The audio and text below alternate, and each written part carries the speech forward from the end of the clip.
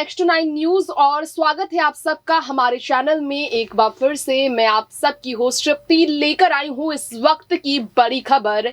Bharatiya Janata party ने जिस तरह से 4 राज्यों में अपनी जीत का परचम लहराया और आने वाले समय में गुजरात चुनाव और साथ साथ में हिमाचल प्रदेश के विधानसभा चुनाव को लेकर लक्ष्य भारतीय जनता पार्टी की काफी बड़ी बताई जा रही है। ट्रांसपोर्ट सिस्टम को लेकर पूरे देश भर में सड़क परिवहन मंत्री नितिन गडकरी ने ऐलान किया और इसी के साथ साथ अनुराग ठाकुर ने भी, सूचना एवं प्रसारण मंत्री ने भी अपनी तरफ से योजनाओं पर चर्चा की है। अब यहाँ पर बात हम सीधा करने वाले हैं आपके बीच। हाल ही में शपथ ग्रहण के बाद भारतीय जनता पार्टी के मंत्रिमंडल, योगी मंत्रिमंडल को लेकर चर्चा रही। शपथ ग्रहण से पहले मंत्रिमंडल की लिस्ट आने से पहले 52 मंत्रियों में एक नाम अपर्णा यादव का जरूर होगा। चर्चा ये काफी थी, लेकिन जब मंत्रिमंडल का ऐलान हुआ, योगी 2.0 कैबिनेट का ऐलान हुआ, उसमें अपर्णा यादव का नाम शामिल ना होना कई सवालों को खड़ा कर गया। खैर ये तो आप जानते ही हैं कि अपने काम के आधार पर ही सभी 52 मंत्रियों ने योगी 2.0 कैबिनेट में हिस्सा बनाया है, वहां वो अपनी जगह बना पाए हैं। अपर्णा यादव जो कि चुनाव प्रचार के दौरान भारतीय जनता पार्टी से जुड़ी थी, सपा से बगावत कर उन्होंने बीजेपी के साथ उतना समय नहीं दिया कि बीजेपी 2.0 कैबिनेट में उन्हें जगह दे सके।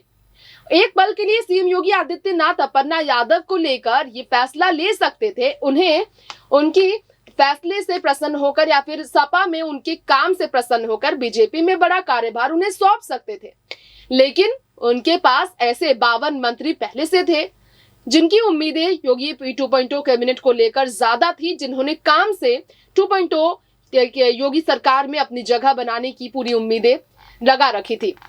अगर 18 कैबिनेट मंत्रियों की बात की जाए, जिसमें 2 डिप्टी सीएम ब्रजेश पाठक और केशव प्रसाद मौर्य है, उसके अलावा बाकी सभी नेताओं की बात की जाए, जैसे कि लक्ष्मी नारायण चौधरी की बात करें, अगर बात की जाए सत्यदेव सिंह की बात करें, अगर बात की जाए जयदेव सिंह की, बात की जाए महिला नेता बेबी रानी मौर्य की, तो बेबी रानी मौर्य दलित फेस है यूपी में, जिनके काम हर कोई जानते हैं कि बोलते हैं, और उन्हें छोड़कर अपर्णा यादव को कैबिनेट में जगह देना मुश्किल था सीएम योगी के लिए इस बार। और शायद इसीलिए आने वाले समय में चुनाव, भाजपा का हिस्सा बनने वाली उपचुनाव से लेकर देखा जाए तो लोकसभा चुनाव में 2024 में वहां पर अपर्णा यादव को जगह मिल सकती है। बड़े विचार किए जा रहे हैं अपर्णा यादव को लेकर अभी भी, लेकिन विधानसभा चुनाव में ना तो वो उम्मीदवार थी और ना ही मंत्री के तौर पर उन्होंने ऐसा काम बीजेपी में करके दिखाया जिससे सीएम योगी उन्हें जगह दे सके।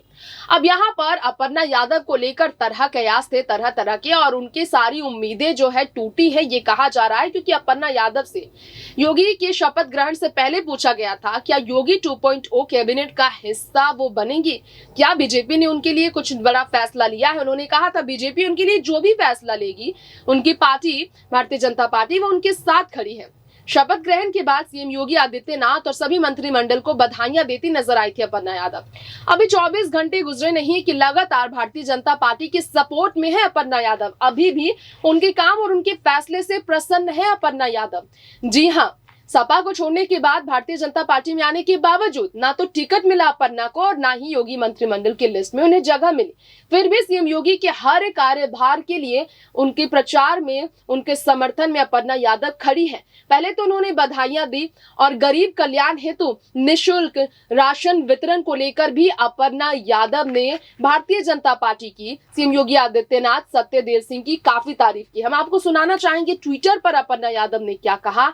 जी हाँ, अपर्णा यादव ने संदेश दिया है कि लोग जो अफवाहें उड़ा रहे हैं कि बीजेपी से वो ना खुश हैं, ऐसे में आपको बताना चाहेंगे कि शायद आपको गलतफहमी हो, लेकिन आपको बताना चाहेंगे अपर्णा बिष्ट ने ये कहा है कि गरीब कल्याण के लिए समर्पित योगी सरकार की पहली कैबिनेट का पहला फैसला का अगले 3 महीनों तक 15 करोड़ जरूरतमंदों को मिलेगा मुफ्त राशन। जी हाँ, अपर्णा बिष्ट यादव ने कहा है। BJP for India Narendra Modi और सीएम योगी आदित्यनाथ को टैग करते हुए बीजेपी फॉर यूपी कहते हुए उन्होंने तारीफ की है ये फैसले की, बीजेपी के इस फैसले की, यानी कि अभी भी अपर्णा यादव जो है भारतीय जनता पार्टी के साथ ही खड़ी है और वो बहुत खुश है। इसे लेकर मालूम चलता है कि वाकई में अपर्णा यादव इसे लेकर अगर खुश है तो इसके पीछे कारण ये भी है कि उन्हें बीजेपी के साथ आने वाले समय में हो सकता है लोकसभा चुनाव को लेकर काफी ज्यादा उम्मीदें हैं, क्योंकि विधानसभा चुनाव में 5 साल का समय है और या फिर भारतीय जनता पार्टी का जो वर्चस्व,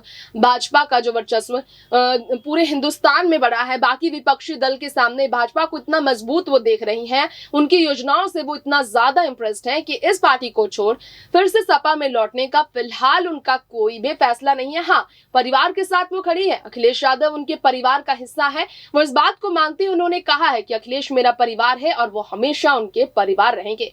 तो मुलायम जी की छोटी बहू अपर्णा यादव बीजेपी के हर फैसले का समर्थन करती है और उनकी विचारधारा से आज भी प्रसन्न है, आपने जाना।